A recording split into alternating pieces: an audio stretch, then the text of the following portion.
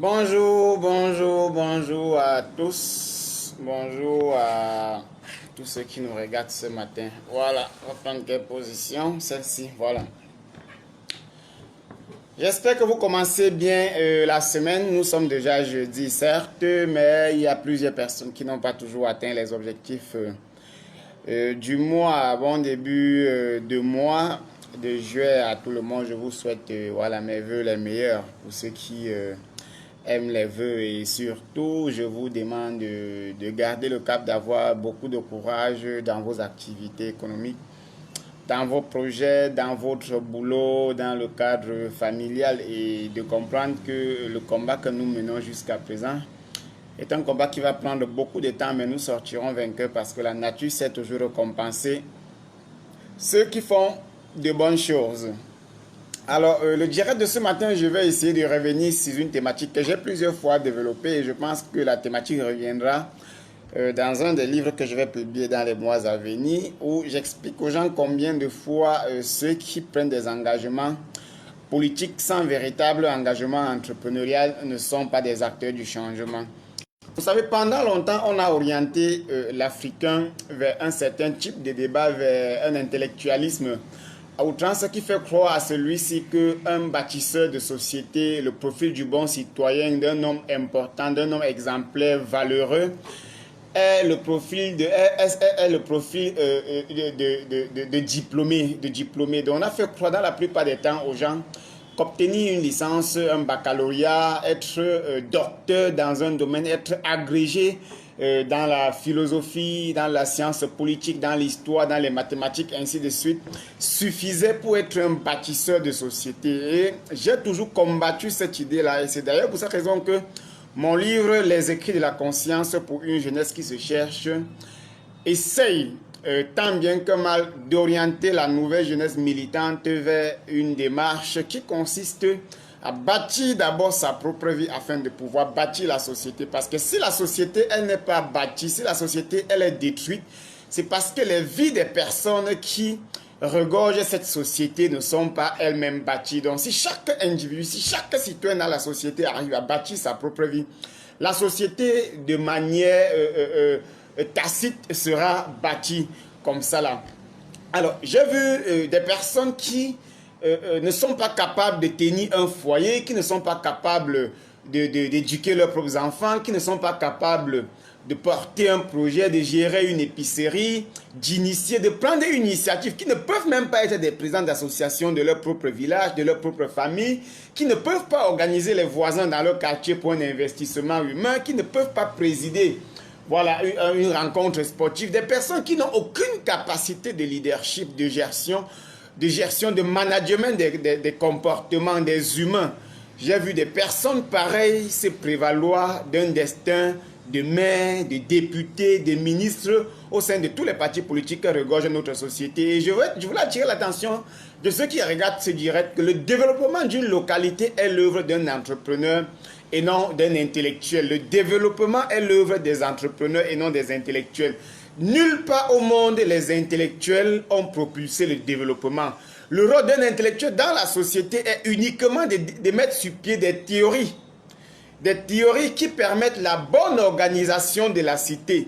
Mais le développement proprement dit, dans des grandes entreprises telles que Total, Carrefour, CFAO, Nissan, Mitsubishi, tous ces grands projets ne sont pas des projets portés par les intellectuels, parce que les intellectuels, dans la plupart des temps, ne comprennent même pas comment est-ce que les gens font pour se retrouver avec autant de milliards dans les affaires. Alors, moi, je suis de ceux qui pensent qu'une nation qui se cherche comme le Cameroun ne devrait pas apprendre à confier le destin politique entre les mains des personnes qui ne sont pas capables de se bâtir eux-mêmes en dehors du cadre politique. Je suis de ceux qui pensent que les maires devraient être d'abord des véritables entrepreneurs dans la localité où ils veulent être maires. Pas que tu as tes entreprises installées à Garoua et tu rentres dans ton village devenir maire. Si tu es à Douala, tu as tes entreprises à Douala et que tu veux devenir maire à Bamendjou, il faut être capable de démontrer de temps en temps au Bamendjou que tu peux organiser leur société. Donc je suis contre le fait que les gens pensent que obtenir un diplôme, avoir un poste de nomination par décret ou par arrêté, par décision d'un responsable politique leur permet ou leur donne directement la capacité de gérer un mandat électif. La gestion d'un mandat électif, parce que pour qu'un député à l'Assemblée nationale arrive à voter des meilleures lois, il va falloir que ce député soit capable de comprendre les problèmes de la cité. Que ce député soit capable de comprendre les besoins de sa population. Alors, un député qui n'a jamais travaillé, un député qui n'a jamais rien initié, un député qui n'a pas de maison, un député qui n'a même pas de femme, un député qui ne peut pas gérer les enfants, un député qui n'a pas d'entreprise, un député qui n'a absolument rien et qui se retrouve à l'Assemblée nationale juste parce qu'il est le frère de tel, le neveu de tel, la soeur de tel. Comment est-ce que vous pensez qu'un tel député peut changer quelque chose à l'Assemblée nationale? Parce qu'on ne vote pas les lois qu'on ne comprend pas. On ne vote pas les lois qu'on ne maîtrise pas. On ne vote pas les lois dont on ne peut apporter une explication. C'est pour cette raison que le profil d'un bon militant politique, c'est d'abord le profil de quelqu'un qui arrive à organiser sa propre vie. Tous ceux qui sont en politique et ne peuvent pas organiser leur propre vie, je les considère comme des personnes qui vont en politique par échec social. C'est pour cette raison qu'à chaque fois qu'un homme politique a vu devant lui un sac de 10 millions, 15 millions, il change de parti politique. Ce n'est pas parce que la politique pour lui était un moyen de bâtir la société. Non, c'était un moyen de se bâtir soi-même. Et ce genre de militants politiques, nous devons faire très attention. Ils peuvent même résister à rester dans l'opposition, mais si à jamais un jour l'opposition prend le pouvoir et qu'eux, ils ne sont pas nommés dans des places où ils auraient souhaité, ils vont s'aimer la pagaille et le désordre partout. Or, quand vous avez à bâtir votre propre vie, quand vous êtes capable d'ouvrir une boutique, de gérer un colbox, d'être président d'une association et qu'à la fin de votre mandat à la tête de l'association, que votre bilan soit élogieux, que votre bilan soit accepté, soit appréciable, soit un bilan exemplaire, vous pouvez alors vous prétendre le destin des maires, des députés. Parce que lorsque vous prenez la tête d'une mairie au Cameroun, par exemple, sous le règne de Mbiaé, justement, l'une des raisons pour lesquelles le MRC ne devrait pas aller aux élections, c'est que si vous partez aux élections dans le régime de Mbia pensant qu'en étant maire, vous allez transformer votre village, vous avez menti, vous avez complètement faussé. Parce que si tu as la tête de la mairie, et que depuis ta naissance, tu n'as jamais rien fait pour construire ta propre vie. On te confie une mairie comme la mairie de Bamenjou, de Bansoa, de Yokadouma, de Mora, ainsi de suite. Le gouvernement n'octroie rien aux mairies comme budget, si ce n'est le petit budget de fonctionnement. Donc, il n'y a pas de véritable budget qui peut propulser le développement d'une mairie. Alors, à la tête de ces mairies, si à jamais vous avez vu Banjoun, une mairie comme la commune comme la commune de Banjoun, avec les routes, le marché construit, le palais de justice, la sous-préfecture, la préfecture, ainsi de suite. Ce n'est pas parce que le maire de Banjoun, qui à l'époque, le feu Foto Victor, était un très bon gestionnaire. Ce n'est pas parce qu'il était un maire patriote, non. C'est parce qu'il utilisait ses propres moyens pour bâtir la mairie. C'est parce qu'il utilisait ses propres moyens pour construire, pour développer sa localité. Alors le mal de notre peuple viendra le jour où est arrivé le jour où nous avons commencé à confier la gestion des mairies, les postes de députés, ainsi de suite, aux personnes qui n'avaient jamais eu à prendre les initiatives. Vous avez pris une mairie comme la mairie de, je ne sais pas, la mairie de Bayangam, par exemple. Il n'y a rien, il n'y a même pas de plateau administratif, il n'y a même pas de bâtiment d'hôtel de ville, il n'y a absolument rien là-bas. Si vous pensez que vous venez là-bas être maire pour prendre le budget du gouvernement afin de développer votre localité, vous êtes sur la mauvaise route. Vous allez totalement tomber au sol, vous allez totalement échouer dans la mesure où de telles mairies ne peuvent se développer que si le maire est entrepreneur, si le maire est capable de prendre des initiatives dans sa commune, des initiatives économiques dans sa commune pour générer les revenus dans sa commune. Et ce sont ces revenus générés par sa commune qui vont participer au développement de la dite commune. Alors, pour qu'un maire arrive dans une commune à mettre sur pied des initiatives économiques qui doivent propulser le développement de sa commune, il va falloir que ce maire soit au préalable quelqu'un qui a l'habitude de mettre sur pied les initiatives économiques pour construire sa propre vie.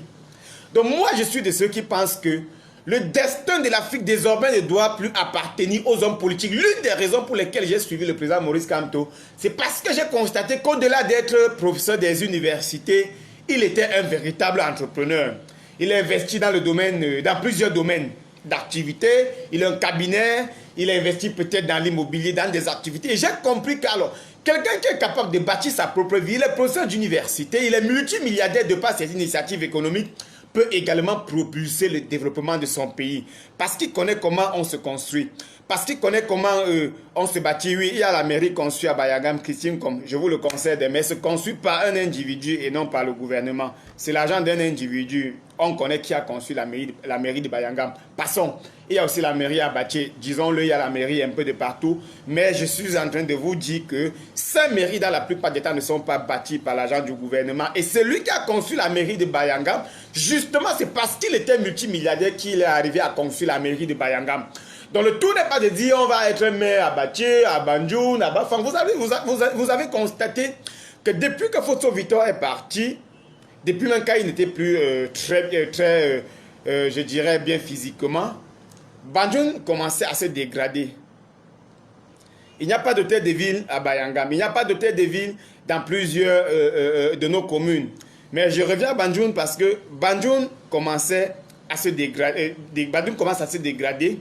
Parce que, est-ce que le nouveau maire de Banjoun sera capable de sortir de son propre argent pour goudronner les routes comme l'a fait Fosso Victor? La réponse est peut-être non. Est-ce que ce maire est donc capable de mettre sur pied des initiatives locales qui génèrent des revenus afin qu'on puisse utiliser ces revenus pour entretenir les routes de Banjoun? C'est ça la question que chaque électeur en Afrique devrait se poser. Mais on nous oppose plutôt une réflexion du genre, c'est un grand intellectuel. Il a beaucoup de diplômes. Il a été maître de conférences. Il a été directeur au FMI. Il a été le plus grand comptable d'une banque. Il a été ministre dans tel gouvernement. Il était au cabinet civil. Donc il maîtrise la gestion du pays. Mais comment est-ce qu'on pense qu'on peut mieux administrer un pays qui est économiquement faible? On ne peut pas mieux administrer un pays qui est économiquement faible. Alors, est-ce qu'on peut alors être un simple administrateur? Un simple administrateur et propulser le développement?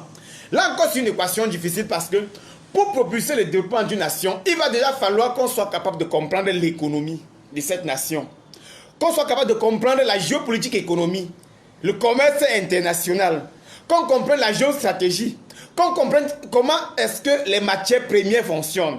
Qu'est-ce qu'on fait avec ces matières premières? Comment est-ce qu'on peut mettre un produit sur le marché? Il va falloir comprendre tout ça pour être un bon chef d'État. Jusqu'à si vous ne comprenez pas parce que vous comptez recruter vos collaborateurs pour travailler avec vous, cela va produire le régime de Paul Biya. Cela produira le régime de Paul Biya. Donc le régime où un incompétent sur le plan économique est arrivé au pouvoir et qu'on nous a fait croire qu'on peut juste recruter des économistes et des entrepreneurs autour de nous et ils nous permettent de créer une économie. Nous sommes dans une société fondamentalement capitaliste aujourd'hui où les gens ne se battent désormais que pour leur intérêt personnel. Or, quand vous êtes bâtisseur, vous êtes comme Paul Kagame, vous êtes bâtisseur, vous êtes constructeur, vous connaissez ce que c'est que l'économie. Vous connaissez à quoi servent les matières premières. Vous connaissez à quoi sert le marketing. Vous connaissez à quoi sert vendre un produit que d'acheter seulement pour consommer. Si on vous confie une mairie, vous pouvez développer une économie communale. Vous pouvez créer un label communal à travers les produits, à travers la transformation des produits que cette commune produit. Vous pouvez faire tout ça. Alors moi, je suis un peu stupéfait et très gêné lorsque je vois des personnes qui ne peuvent pas bâtir leur propre vie, vouloir un mandat électif pour bâtir la société. Non. Je me dis que le bon profil, le profil d'un bon maire, commence par son propre foyer, par ses propres activités économiques, par son propre parcours, que ce soit académique, économique surtout. Le profil d'un bon maire commence par la capacité à prendre des initiatives, à coordonner des initiatives, à comprendre qu'il n'y a pas de budget pour développer une commune, que chaque commune doit créer ses propres moyens. Et quand je vais dire que chaque commune doit créer ses propres moyens, les gens me répondront, on va prendre le capital où? Justement, le profit d'un bon maire pour moi est ce maire-là qui peut aller sur la base de rien et créer une économie. Et c'est ça l'entrepreneur, aller sur la base de rien et créer une économie. Donc je me dis que tout engagement politique, surtout pour ceux qui veulent être des leaders politiques, doit rimer avec un engagement entrepreneurial et économique. C'est-à-dire que pour moi, ça ne devrait souffrir de rien. Et tous ceux qui ont raté, qui ont échoué dans leur propre vie et qu'on peut constater aux yeux et aux yeux de tous que leur propre vie a échoué, devraient être écartés du leadership politique.